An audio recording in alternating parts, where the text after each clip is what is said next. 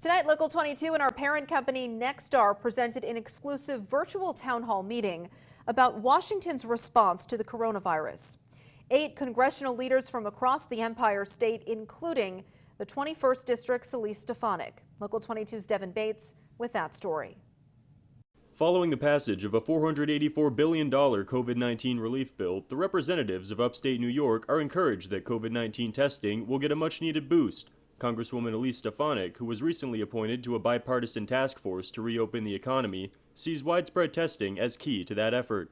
What's critical in the $25 billion of testing is $11 billion of that is set aside to go directly to states. And half of that $11 billion is focused on states with the most or the highest number of positive COVID tests. That's important for New York because that means that Congress and the federal government are stepping up to help New York surge our testing capacity. Republican Congressman John Katko is also on the task force. On the House side, 22 Republicans and 10 Democrats were appointed. He was asked how he's balancing the needs of constituents with states not as impacted by the virus. I view my role in the task force as looking out for the interests of my constituents in my district and hearing the voice of what's going on in upstate New York, because it's very different than what's going on in New York City, and it's very different than what's going on in other parts of the country. For the North Country, a major step toward getting the economy going again would be reopening the Canadian border. In addition to her work in the task force, Stefanik serves as co-chair on the Northern Border Caucus.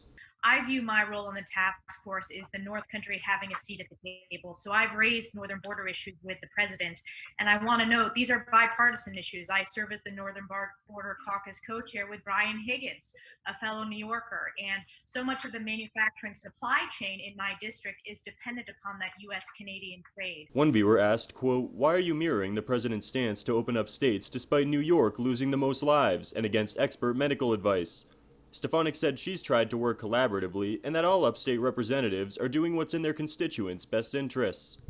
And we are working together as upstate New Yorkers to make sure that our testing capacity, our small business and economic growth in the future, balanced with public health needs, that we hit the right tenor. And I just think that's important for viewers to know that this is when politics are set aside, because we will get through this together. Devin Bates reporting tonight.